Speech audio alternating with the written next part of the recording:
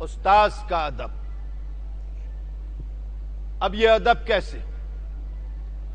تاریخ اسلام کی ایک ایسی زبردست پرسنالٹی جسے ہم اور آپ امام اعظم ابو حنیفہ کہتے ہیں. امام اعظم ابو حنیفہ کے 4000 استاذ تھے. کتنے؟ 4000 استاذ تھے امام اعظم ابو حنیفہ کے. پا پیدل 54 حج امام اعظم نے کی. درس گاہ میں امام اعظم موجود ہے.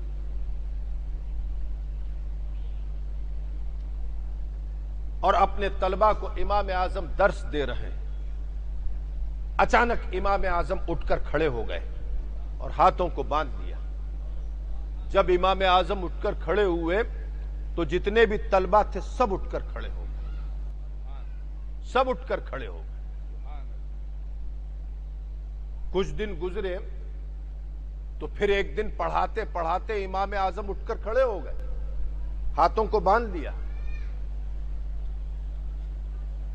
اور تھوڑی دیر کے بعد بیٹھ گئے. طلبہ بھی کھڑے ہو گئے. کچھ دن گزرے, ایک دن پھر یہی ہوا کہ امام اعظم اٹھ کر کھڑے ہو گئے, ہاتھوں کو باندھ لیا, طلبہ بھی کھڑے ہو گئے. ایک دن طلبہ نے پوچھ لیا کہ حضور ماجرا کچھ سمجھ میں نہیں آیا, نہ کوئی درسگاہ میں آتا ہے, آپ پڑھاتے پڑھاتے ایک دم اٹھ کر کھڑے ہو جاتے ہیں, ہاتھوں کو باندھ لیتے ہیں, کیا بات ہے؟ امام اعظم نے ارشاد فرمایا, ابو حنیفہ تیری تربت پر سلاموں کی بارش ہو. آسمان کے نیچے زمین پر تیرے کردار کو رکھنے والا تیرے زمانے میں تو کیا آج تک کوئی دوسرا دیکھنے میں نہیں آتا. تاریخ اسلام کی وہ منفرد ذات کہ جو اپنی مثال آپ ہے.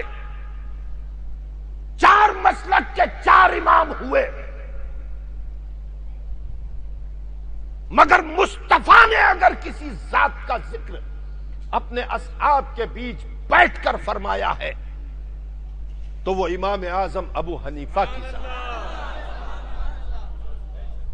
جس ذات کے لیے مصطفیٰ نے ارشاد فرمایا تھا کہ وہ ایک ایسا انسان کہ اگر علم تحت الثری میں ہوگا, پاتال میں ہوگا, تو وہاں سے بھی لے آئے گا.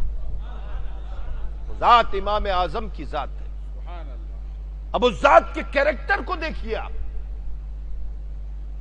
اٹھ کر کھڑے ہوئے, طلبہ نے پوچھا کوئی نظر نہیں آتا سرکار, آپ اٹھ کر کھڑے کس کے لیے ہوتے ہیں؟ تو ارشاد فرمایا کہ ایک مسئلہ میرے پاس آیا تھا جس کا جواب کسی کتاب میں مجھے نہیں ملا, اور میں پریشان تھا کہ جواب دوں سائل کو تو کیا جواب دوں. پوچھا کہ حضور کیا؟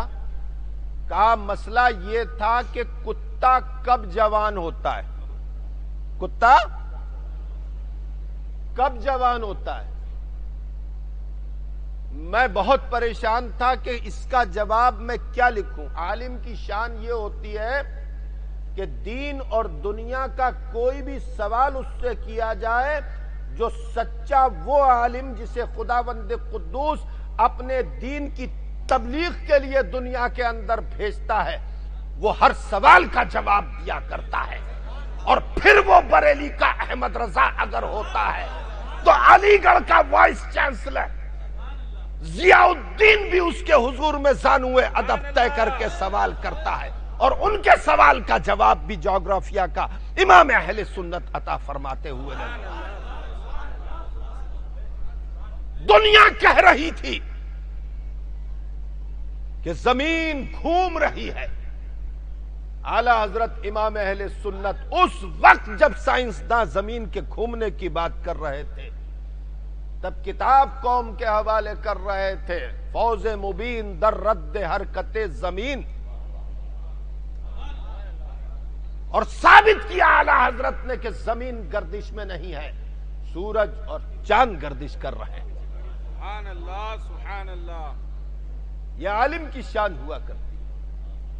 تو امام اعظم نے فرمایا کہ میں پریشان تھا کہ جواب دوں تو کیا جواب دوں، مجھے معلوم نہیں تھا کہ اس سوال کا کیا جواب ہوگا، مگر جواب لکھنا ضروری تھا، لہذا میں نے ذکر کیا تو لوگوں نے کہا کہ حضور اس میں پریشان ہونے کی کیا بات ہے؟ کوفہ کی سرحد کے اوپر ایک شخص رہتا ہے، وہ کتے پالتا ہے اور کتے بیچتا ہے، اس کو اس بات کا علم ہوگا کہ کتا کب جوان ہوتا ہے، لہذا اس سے معلوم کر لیا جائے۔ تو امام اعظم نے کہا مشورہ تمہارا صحیح ہے۔ دوسرے دن فجر کی نماز کے بعد امام اعظم اس کتے پالنے والے کے دروازے پر چلے گئے اور دروازے پر کھٹکا کیا۔ وہ بیچارہ نکل کر آیا، کنڈی کھول کر دیکھا تو امام اعظم سامنے کھڑے، ارے سرکار آپ؟ کہا ہاں، ایک سوال ہے، اس کا جواب لینے تمہارے پاس آیا ہوں۔ کہا حضور مجھے بلا لیا ہوتا، کیریکٹر دیکھیے آپ، کردار دیکھیے آپ، کہا کہ مجھے بلا لیا ہوتا۔ تو امام اعظم نے فرمایا ضرورت میری تھی، تمہاری نہیں، سبحان اللہ، اس لیے میرا آنا ضروری تھا۔ یہ کیریکٹر ہے، یہ کردار ہے، یہ کردار ہے مسلمانوں، کہ بڑا ہو یا چھوٹا، اگر بڑے کی ضرورت چھوٹے کے پاس ہے تو سائل بن کر وہ جائے گا، حکم دے کر بلایا نہیں جائے گا۔ امام اعظم نے کہا کہ میں اپنے ضرورت کے لیے تمہارے پاس آیا ہوں۔ کہا سرکار بیان کیجئے مجھ غلام کے لیے کیا حکم ہے؟ ارشاد فرمایا کہ میرے پاس ایک سوال آیا ہے کہ کتا کب جوان ہوتا ہے؟ تم کتے پالتے ہو اور کتوں کا ویاپار کرتے ہو، میں تمہارے پاس اس لیے آیا ہوں کہ میرے اس سوال کا جواب دو کہ کتا کب جوان ہوتا ہے۔ تو وہ مسکرایا اور مسکرا کر اس نے کہا کہ حضور جب ٹانگ اٹھا کر کتا پیشاب کرنے لگتا ہے تو وہ جوان ہو جاتا ہے۔ امام اعظم نے ارشاد فرمایا میرے اس ایک سوال کا جواب دینے والا، کتے کو پالنے والا جب سامنے سے گزرتا ہے تو اس کے ادب میں اٹھ کر کھڑا ہو جاتا ہوں۔